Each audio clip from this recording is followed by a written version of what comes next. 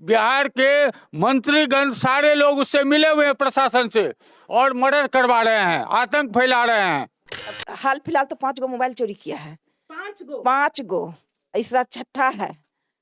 आज तक मेरा बेटा कहीं मौत के मुंह से बच बच के आया है।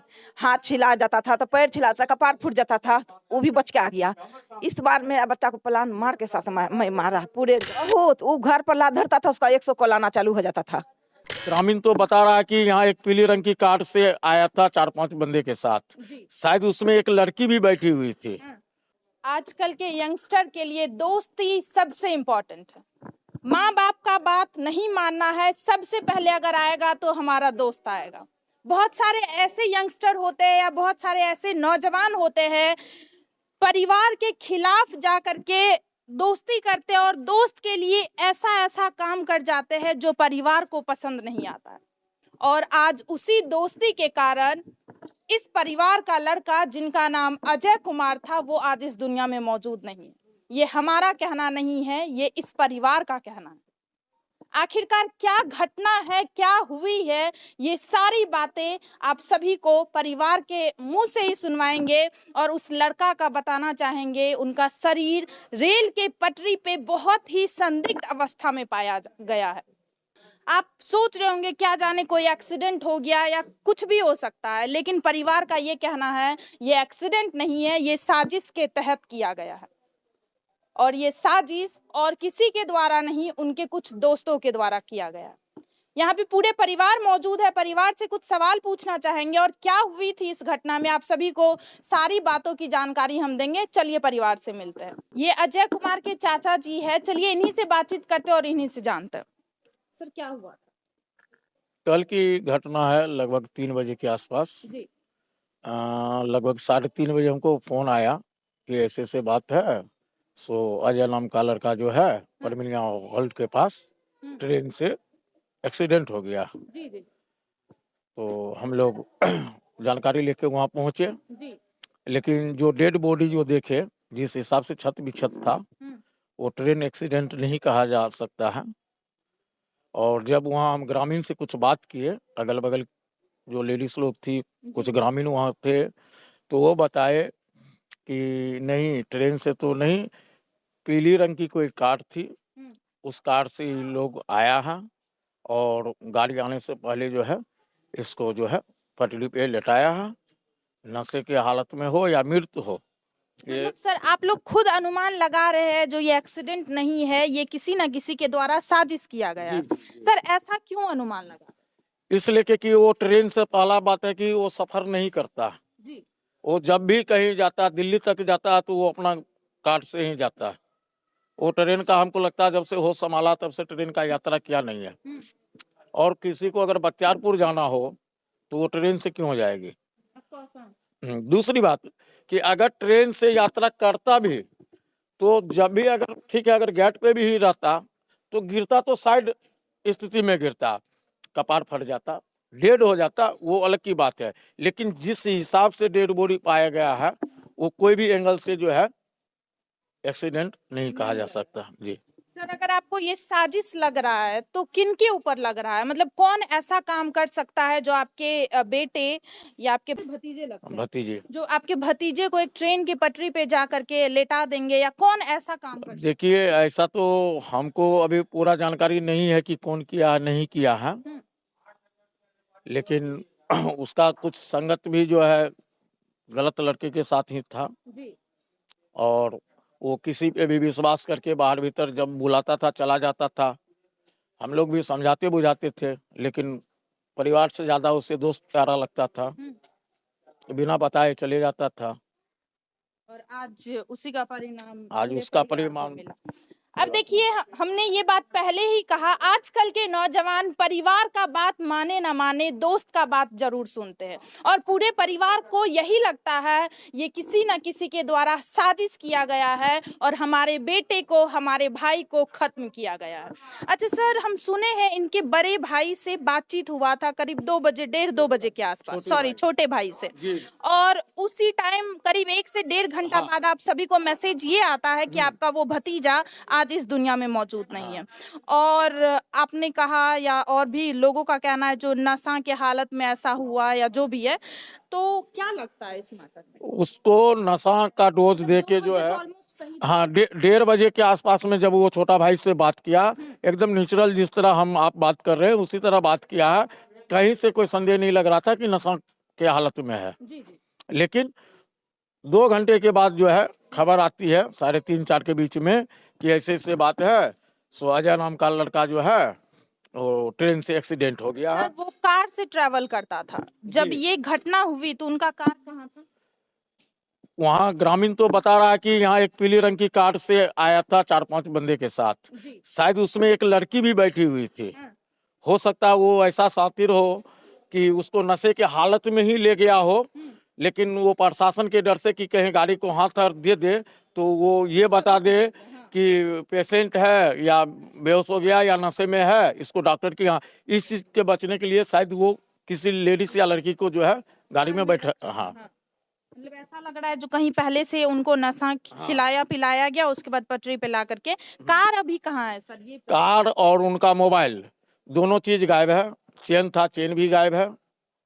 बाद बाकी वहाँ जो था शायद गाड़ी का जो है उसका ड्राइवरी लाइसेंस और आधार कार्ड और पर्स बिका हुआ था, जिसमें कोई पैसा वैसा नहीं था। 20 रुपया मात्र वहाँ जो है। देखिए, ऑफ कोर्स क्यों नहीं परिवार को शक होगा और क्यों नहीं परिवार को ये साजिश लगेगा, क्योंकि कोई इंसान ऑलमोस्ट हर समय कार से ट्रैवल करता है। और उस दिन भी अगल बगल वाले से जब पूछा गया जो ये यहाँ पे कैसे आया, या जब लोगों से पूछताछ किया गया तो लोगों का ये कहना था यहाँ पे कार था और कई सारे लोग भी इस लड़के के साथ मौजूद थे।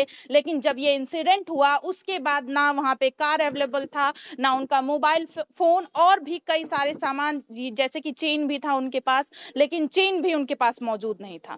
और बॉडी का स्थिति काफी ज्यादा खराब था। और भी लोग हैं यहाँ पे, उनसे पूछताछ करना चाहेंगे। और जिस भाई से उन्हें बात हुई थी करीब 1:30 बजे के करीब और 4 बजे ये घटना हुई थी, उस भाई से भी आप सभी को मिलवाएंगे और माँ से भी बातचीत करवाएंगे। चलिए चलते हैं, चलिए माँ से बातचीत करते हैं, क्योंकि वो लड़के काफी बार फोन भी करते थे इनके बेटे के नंबर पे। जब इनका बेटा, नाम तो नहीं जानते हैं किसी का, नाम नहीं जानते, नाम नहीं, हम तो घर में रहते हैं, नाम क्या जानेंगे, पर आते थे बुलाने, क्या जानेंगे नाम हम। आप चेहरा से पता कर सकते हैं, ऐसा मतलब चेहरा अगर वो सामने आएंगे तो चेहरा से जान सकते हैं।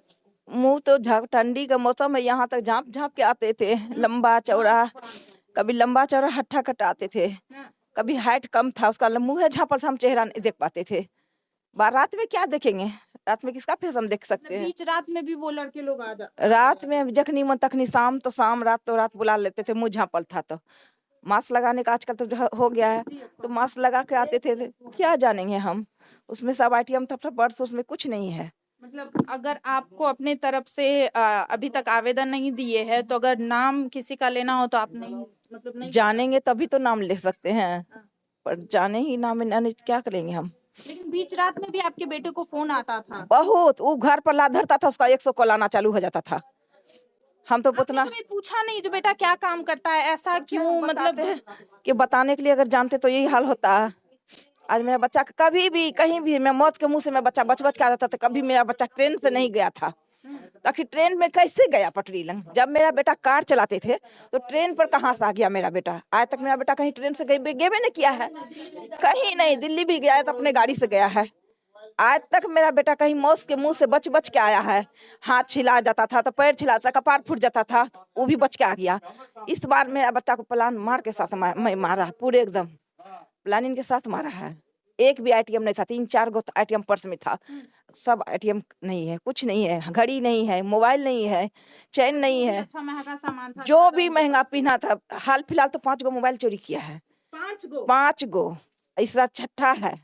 मतलब लगातार फोन खरीदा जा रहा था और लगातार, हाँ, बस 15-15 दिन में, 15-15 दिन में आईटीएम एक भी नहीं, कुछ भी नहीं है। अब देखिए परिवार का क्या कहना है। आपने माँ का बयान सुना, माँ का ये कहना है बीच रात में कई लोग आते थे हमारे रूम पे और हमारे बेटे को लेके जाते थे दोस्त के तहत बोल करके, मतलब हमारा दोस्त है। कई बार फोन भी आया करता था। यहाँ पे एक दादाजी है, उनसे बातचीत करना चाहेंगे और उन्हीं से जानेंगे। चले जा। मेरा कहना है प्रशासन जो है, मैं उसका मोबाइल नंबर दे रहा हूँ, आपको दे दिया है।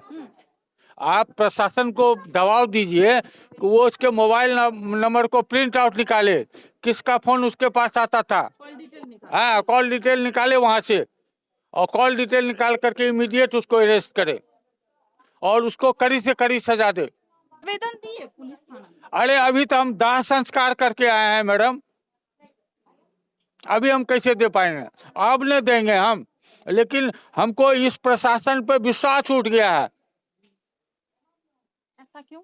इसलिए कि आए दिन घटनाएं घट रही है, कोई रिकवर नहीं हो रहा है, घटना का कोई जानकारी नहीं दे रहा है, कहता नहीं है कि यहाँ ये इस आदमी ने घटना किया है, मर्डर करता है, ये करता है, इसीलिए कर रही है, आंख मूंदे हुए है। लगता है कि जो सारे लोग प्रशासनिक जो है मंत्री लोग उससे मिले हुए हैं,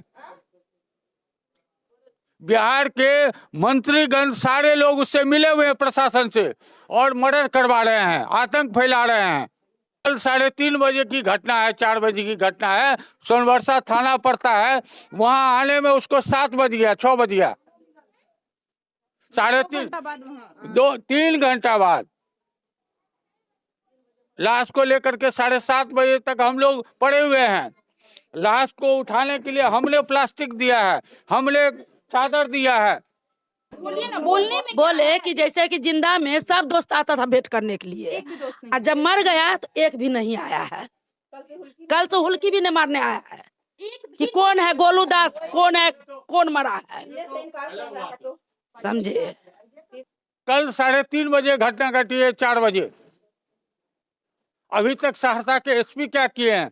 23 साल का लड़का, नौजवान खूबसूरत लड़का, जिसको साजिश के तहत मार दिया, उसका गाड़ी छीन लिया, चेन छीन लिया, अंगूठी छीन लिया, सब उसी में रहा होगा, सब छीन करके मोबाइल ले गया, मोबाइल डिटेल निकाले, उसको अरेस्ट करे। मुझे क्रिमिनल से डर नहीं है, अब हमारी आई हुई क्या बची है, हम मर भी जाएंगे तो हमको दिक्कत है, हमारे पोते का हत्यारा को निकाले। एसपी अंधा है यहाँ का, ये हमारा संवाद है। इस परिवार को न्याय मिलना चाहिए या नहीं, प्लीज आप लोग रिप्लाई जरूर दीजिएगा, और प्रशासन से अनुरोध करते हैं प्लीज इस केस को तह तक जांच किया जाए, ताकि इस परिवार को, एक भाई को, एक मां को और पूरे परिवार को इंसाफ मिल सके। अब मिलते हैं दूसरे वीडियो में। जय हिंद, जय भारत। आपसे